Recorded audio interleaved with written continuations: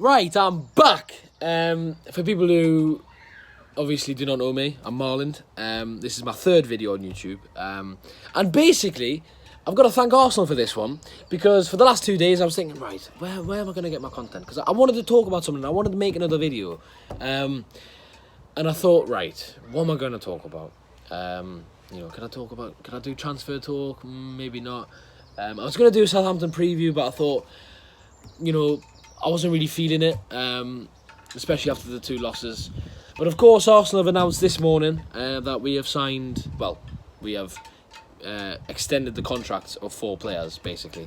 So I'm going to thank Arsenal for this one. Cheers, lads, you've given me content. Of course, Arsenal always deliver in big situations, especially when you need them, which is content for YouTube.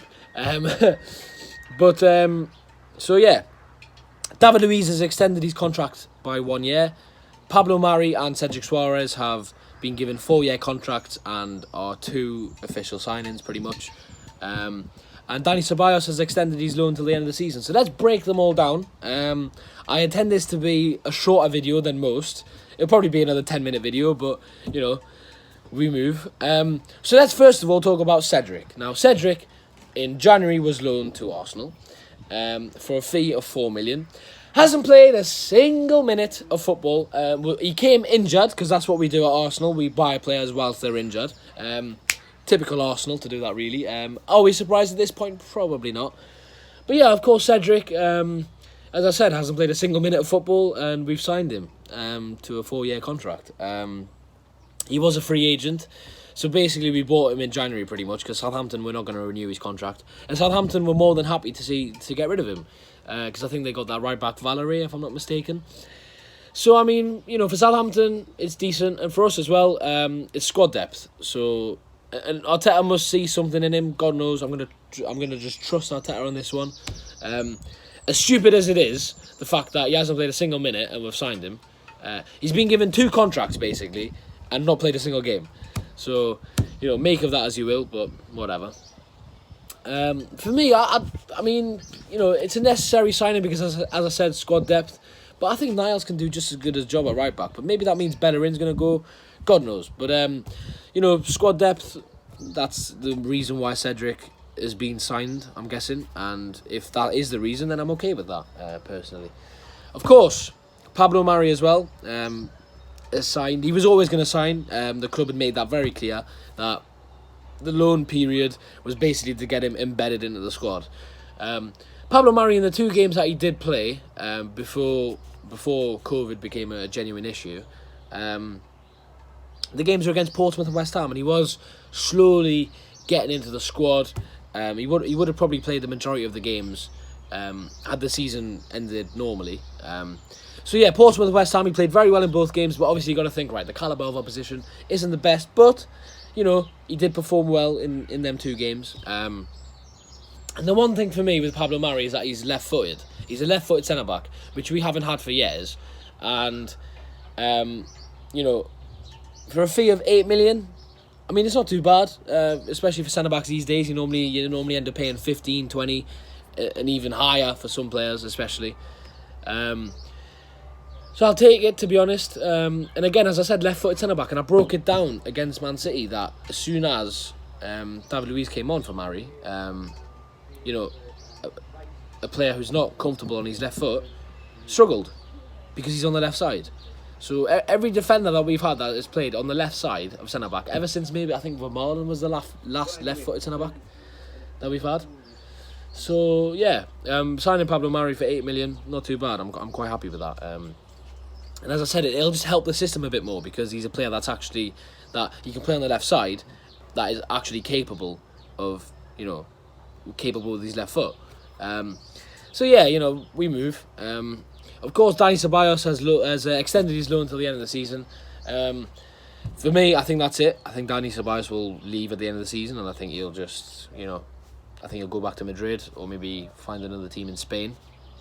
Because apparently Real Madrid have asked for like 40 million for him, and I think Arsenal have said long ago that we only want to keep him for the end of the season and then just let him go back to use lot. Which for me is fair. Dani Ceballos has been a decent player, 5 out of 10, 6 out of 10.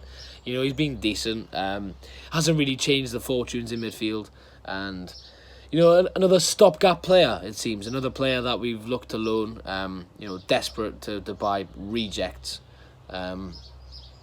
From certain clubs, but obviously that's the level that we're at, and Ceballos has been okay, but it's not like he's really set the league alight or changed anything, as I've just said. Of course, now the big topic: David Luiz signing another contract, magnificent, 90 grand a week. Listen, Arsenal is basically a retirement home. If you're out of your prime, if you're not as good as you were, if you want big money, come to Arsenal, because that's what we offer. We offer a retirement home and a big wage package for any player that wants to join. Come to Arsenal, because we buy has-beens, because we're great. But all jokes aside, obviously, David Luiz signing an extension must mean one or two things. One, Sokratis is leaving, and two, Arteta really rates him. For me, Sokratis leaving, I am more than happy to see him rid of, to be honest. People might disagree, but I think David Luiz is better than Sokratis. People will not, because David Luiz has played more under Arteta than Sokratis has. People will forget how bad Sokratis was at the start of this season. Shocking, honestly. And last season he was okay. I mean, he did all right. The fact that what a man he is, what a legend you are. Interrupting my video, disgrace. But anyways, and yeah, so David Luiz signing a contract means that Sokratis is leaving. Sokratis, surely he's leaving, because we've got a few centre backs at this point, and we need another one, to be honest. We need to get rid of some, and we need to buy some. But it is what it is. David Luiz is rated highly by Arteta. It was David Luiz's words himself that the coach wants me to stay. So, it is what it is. Of course, Sokratis, Borussia Dortmund had our pants, pulled down our pants and royally fucked us. 16 million for him. 16 million on I think 70 grand a week, if I'm not mistaken. Bloody, waste of money, that is.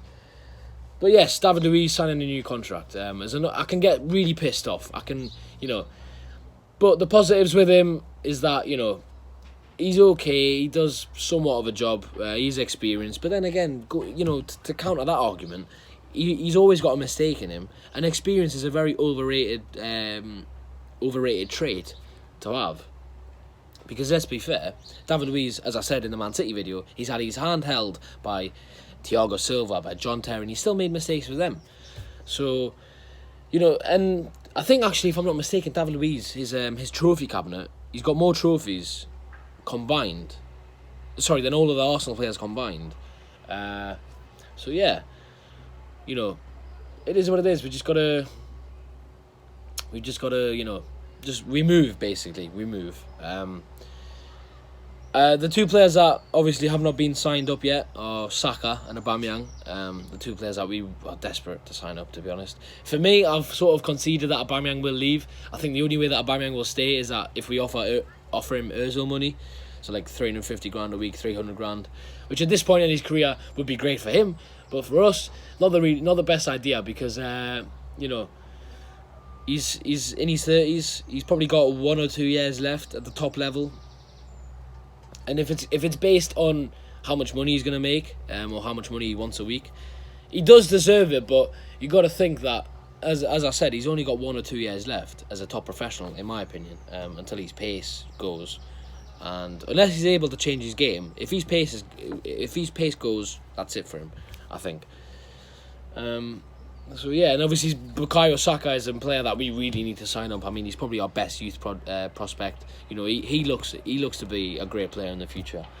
So we really need to sign him. But we'll wait and see what happens. You'll know for a fact that if there is any news coming out of Arsenal or maybe any other Premier League clubs, I'll probably do videos on them. So thanks to everyone that has watched this video. Do like and subscribe. I'm trying to get 100 subs by the end of August. I'm on 74 now. So yeah, I'm trying to get it by mid-August, end of August, hopefully. So So yeah, that'd be great. But thanks for the support on the previous 2 videos. I mean, it's actually mad that I didn't think that I would be able to generate that many views for the first 2 videos. But yeah, thanks to everyone that's tuned in. Leave your comments in the section below. Tell me your thoughts. You know, if you like this type of video, if you didn't like this type of video, do tell me. If there's any other video suggestions as well that you would want to see me do, please leave it down below. It's another 10-minute video. I wanted it to be 6 minutes, but again, I've kept rambling. So if you're at this point in the video, cheers, like, subscribe. Thank you very much. See you later. Peace.